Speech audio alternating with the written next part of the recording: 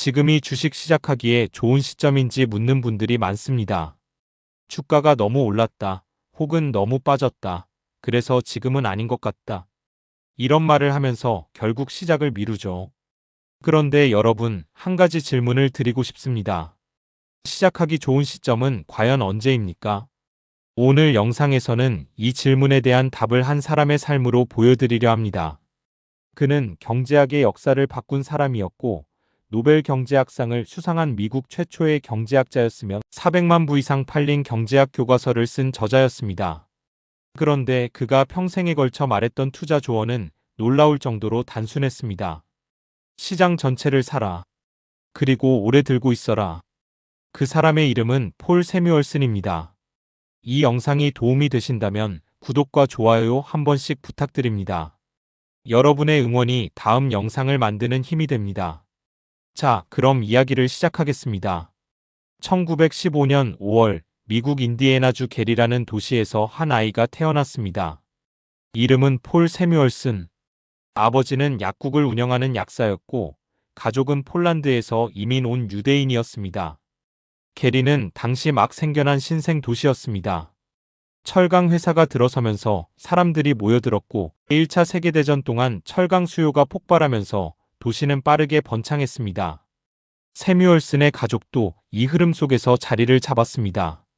아버지의 약국은 잘 됐고 가족은 안정적인 중산층 생활을 했습니다. 그러나 전쟁이 끝나자 상황이 달라지기 시작했습니다. 철강 수요가 줄면서 게리는 흔들렸고 새뮤얼슨의 아버지는 새로운 기회를 찾아 가족을 이끌고 시카고로 이사를 결정했습니다. 1923년 새뮤얼슨이 8살 때였습니다. 그런데 시카고에서의 새 출발도 쉽지 않았습니다. 아버지는 플로리다 부동산 투자에 손을 댔다가 큰 손실을 입었습니다. 1920년대 중반 플로리다 부동산 버블이 꺼지면서 많은 사람들이 돈을 잃었는데 새뮤얼슨의 아버지도 그중 하나였습니다.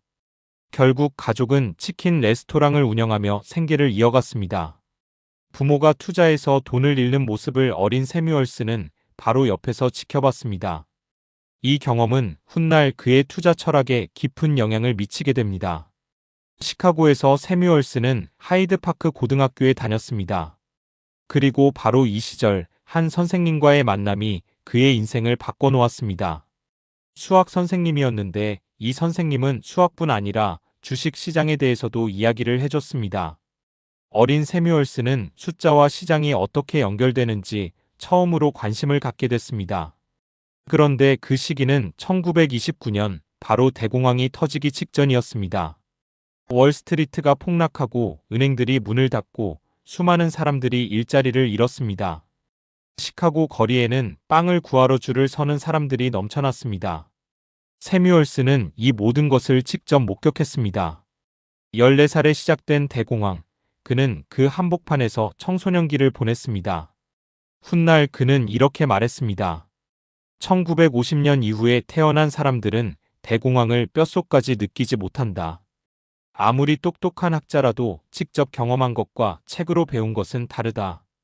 그에게 대공황은 단순한 역사적 사건이 아니었습니다. 그것은 삶이었고 현실이었고 질문이었습니다. 왜 이런 일이 벌어졌을까? 어떻게 하면 이런 일을 막을 수 있을까?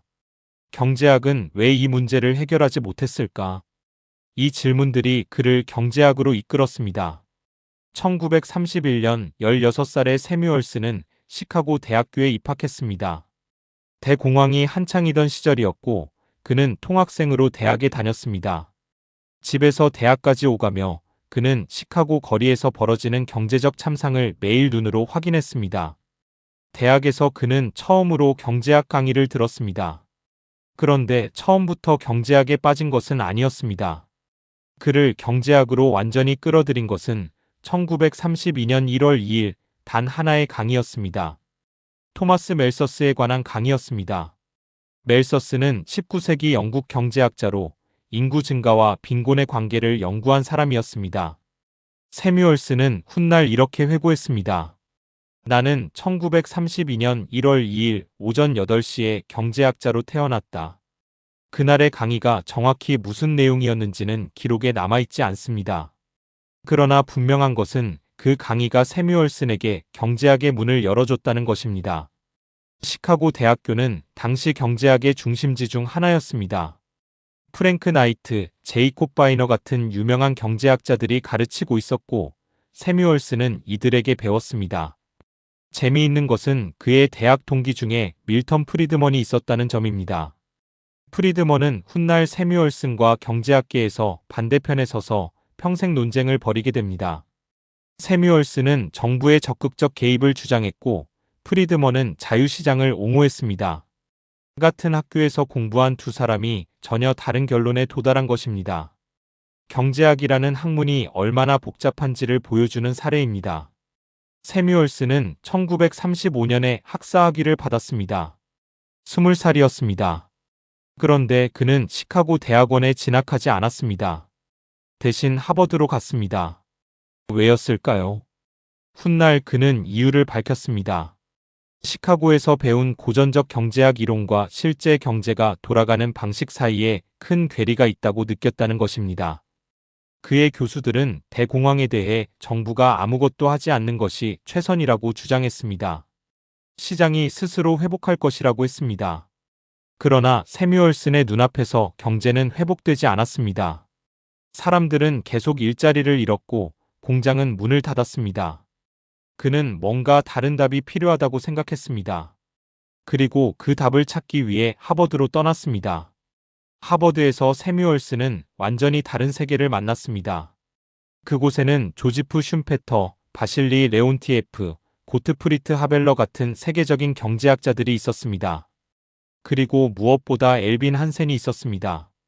한센은 영국 경제학자 존 메이너드 케인스의 사상을 미국에 전파한 인물이었습니다.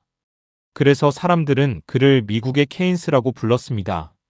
케인스는 대공황의 원인을 설명하고 해결책을 제시한 경제학자였습니다. 그의 핵심 주장은 이랬습니다. 시장이 스스로 회복되기를 기다리지 말고 정부가 적극적으로 개입해서 경제를 살려야 한다. 새뮤얼슨은 한센에게 배우면서 케인스 경제학을 깊이 이해하게 됐습니다. 그리고 이것이 그의 평생의 학문적 기반이 됐습니다.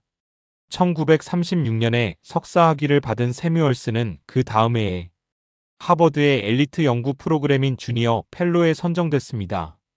경제학자로서는 최초였습니다. 이 프로그램에 선정되면 3년 동안 자유롭게 연구할 수 있었습니다. 새뮤얼슨은 이 시간을 최대한 활용했습니다. 그는 경제학에 수학을 본격적으로 도입하기 시작했습니다. 당시 경제학은 대부분 말로 설명되는 학문이었습니다. 그래프는 사용했지만 복잡한 수학 공식은 드물었습니다. 새뮤얼슨은 이것을 바꾸고 싶었습니다. 경제학이 진정한 과학이 되려면 수학적 엄밀함이 필요하다고 생각했습니다. 그의 박사 논문 제목은 경제 분석의 기초였습니다. 이 논문은 경제학의 거의 모든 분야를 수학적으로 재정립하려는 야심찬 시도였습니다. 1941년에 박사 학위를 받았고 그 논문은 1947년에 책으로 출판됐습니다. 이 책은 경제학의 수학적 방법론을 확립한 기념비적인 저작으로 평가받습니다. 그런데 여기서 재미있는 일이 벌어집니다. 새뮤얼슨은 당연히 하버드에 남을 것으로 기대했습니다. 그러나 하버드는 그에게 자리를 주지 않았습니다. 이유가 뭐였을까요? 여러 가지 설이 있지만 당시 하버드 내의 반유대주의 분위기가 영향을 미쳤을 가능성이 높습니다. 새뮤얼슨은 유대인이었습니다. 결국 그는 1940년에 매사추세츠 공과대학교, 즉 MIT로 갔습니다. 처음에는 조교수로 시작했고 1947년에 정교수가 됐습니다. 하버드의 실수는 MIT의 행운이 됐습니다. 새뮤얼슨은 이후 69년 동안 MIT에 남았고 그 학교의 경제학과를 세계 최고 수준으로 끌어올렸습니다. 1948년 33살의 새뮤얼슨에게 인생을 바꿀 기회가 찾아왔습니다. MIT 경제학과장이 그에게 한 가지 부탁을 했습니다. 우리 공대 학생들도 이해할 수 있는 경제학 입문 교과서를 써줄 수 있겠는가? 새뮤얼슨은 3년 동안 이 책에 매달렸습니다. 그리고 1948년에 경제학이라는 제목의 교과서가 출판됐습니다. 이 책은 경제학 역사상 가장 성공한 교과서가 됐습니다. 19판까지 나왔고 41개 언어로 번역됐으며 400만 부 이상 팔렸습니다. 수십 년 동안 전 세계 대학에서 경제학 입문 과목의 표준 교재로 사용됐습니다. 새뮤얼스는 이 책으로 엄청난 인쇄 수입을 올렸습니다.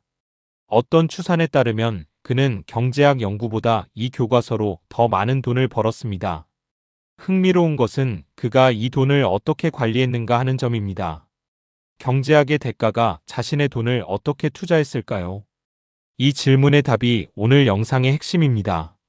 그런데 그 이야기로 넘어가기 전에 먼저 새뮤얼슨이 학문적으로 어떤 결론에 도달했는지를 살펴봐야 합니다. 1960년대 새뮤얼슨은 금융시장에 관한 중요한 연구를 진행하고 있었습니다. 그가 던진 질문은 이랬습니다.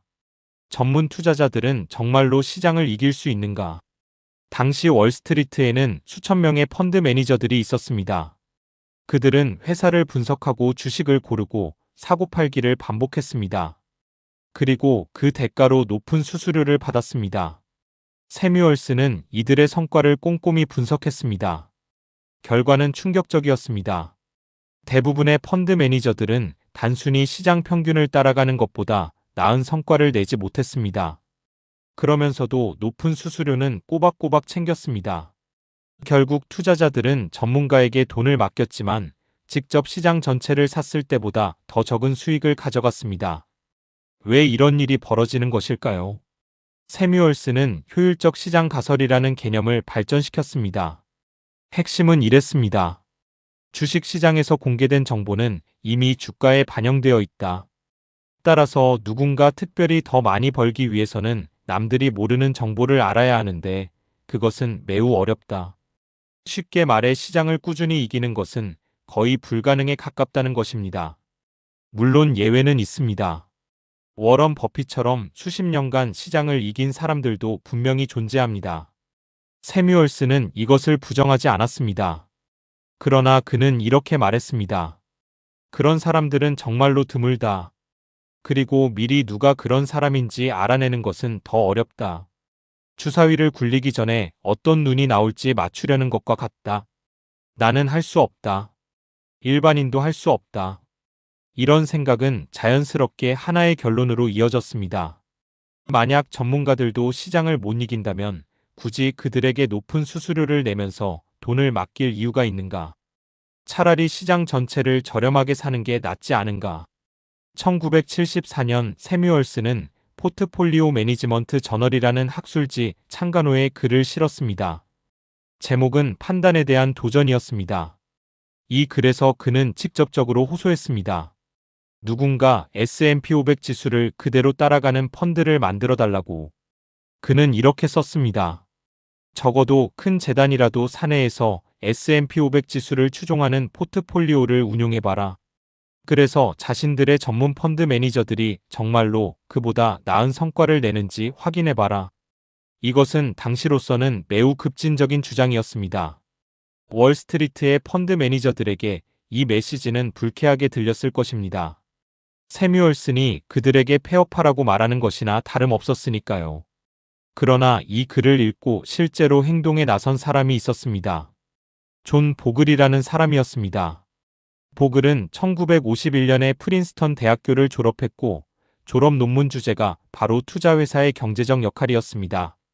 그때부터 이미 인덱스 펀드의 가능성을 생각하고 있었습니다. 새뮤얼슨의 논문은 그에게 결정적인 자극이 됐습니다.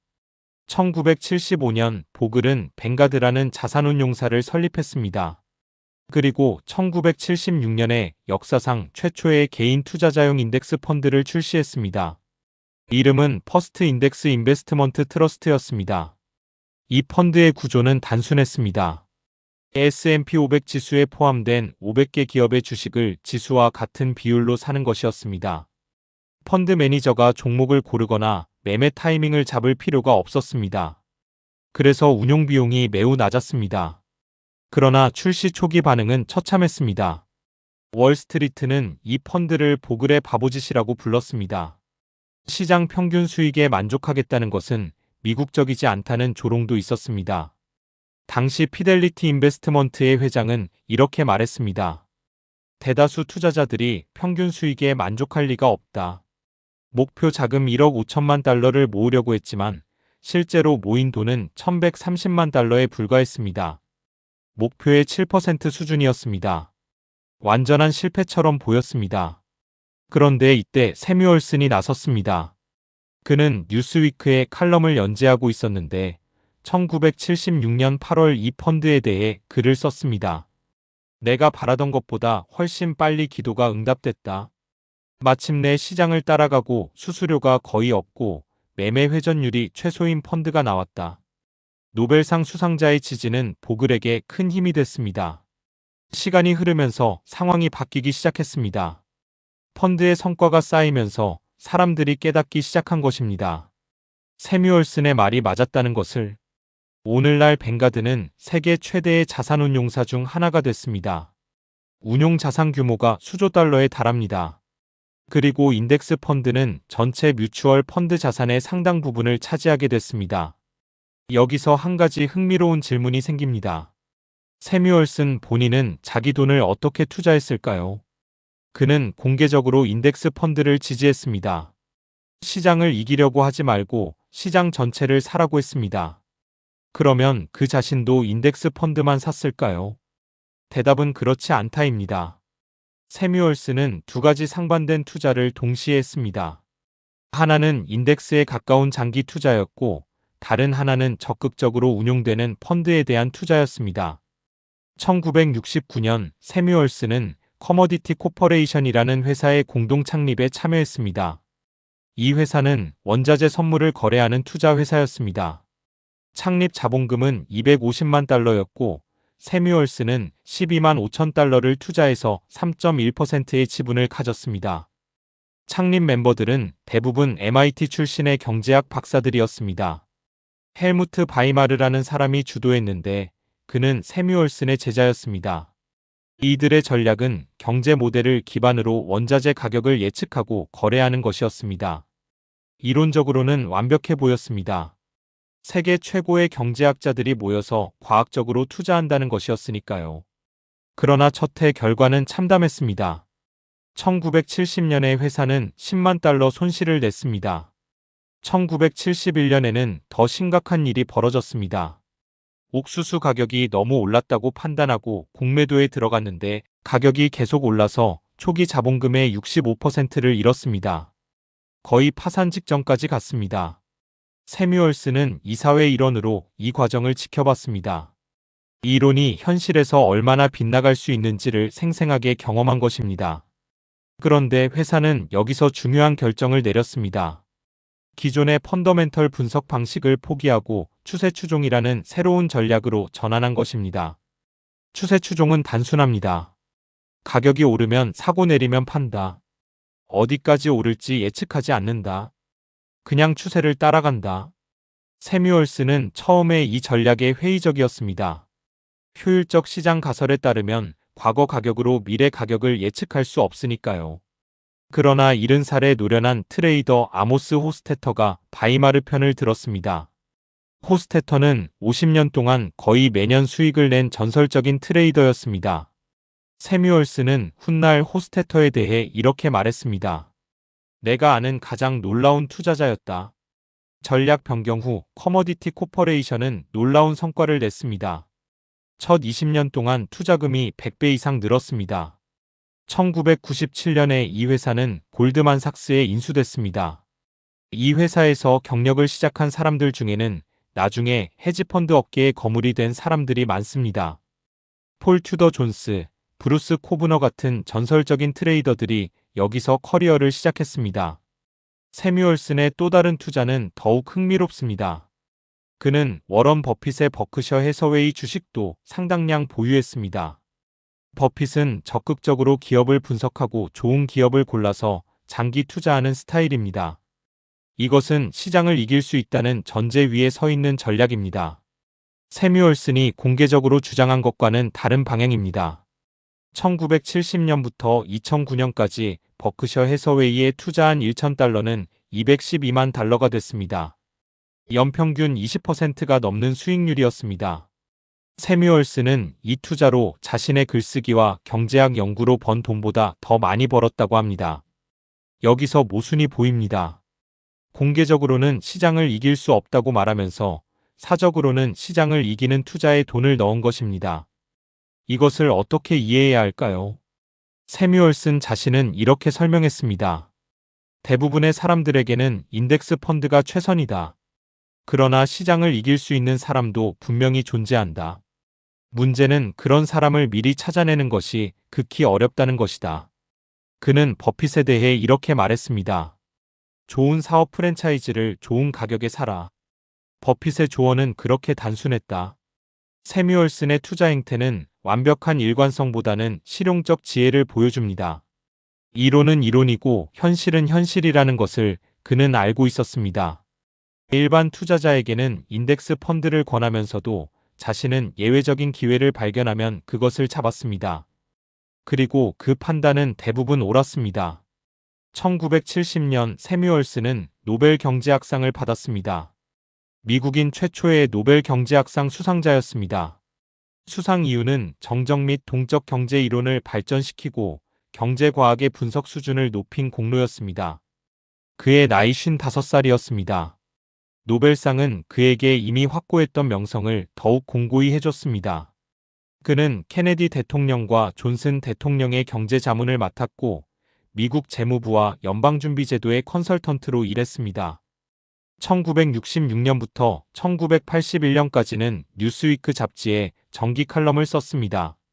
재미있는 것은 같은 잡지에 밀턴 프리드먼도 칼럼을 썼다는 점입니다. 두 사람은 번갈아가며 정반대의 견해를 실었습니다. 독자들은 두 거장의 논쟁을 매주 지켜볼 수 있었습니다. 세뮤얼슨은 한 번은 농담처럼 이렇게 말했습니다. 누군가 나라의 법을 쓰게 해줘도 좋다. 나는 그 나라의 경제학 교과서를 쓰겠다. 그의 교과서로 배운 학생들이 전 세계에서 경제학자가 됐고 정책 위반자가 됐고 기업가가 됐습니다. 그의 영향력은 법을 쓰는 것보다 더 넓고 깊었을지도 모릅니다. 세뮤얼슨은 94살까지 살았습니다. 2009년 12월 13일에 세상을 떠났습니다. 그는 죽기 직전까지 연구를 멈추지 않았습니다. 평생 388편의 학술 논문을 발표했고 경제학의 거의 모든 분야에 족적을 남겼습니다. 그의 삶을 돌아보면 몇 가지 교훈이 떠오릅니다. 첫째, 그는 대공황을 직접 경험한 사람이었습니다. 그 경험이 그의 경제학을 형성했습니다. 시장이 스스로 해결해 줄 것이라는 믿음을 그는 거부했습니다. 그리고 그 믿음은 그의 투자 철학에도 반영됐습니다. 시장은 언제든 폭락할 수 있다. 그러니 특정 종목에 모든 것을 걸지 말고 분산해야 한다. 둘째, 그는 이론가이면서 동시에 실천가였습니다. 책상에서 이론만 쓴 것이 아니라 실제로 회사에 투자하고 사업에 참여했습니다. 그 과정에서 이론과 현실의 괴리도 경험했습니다.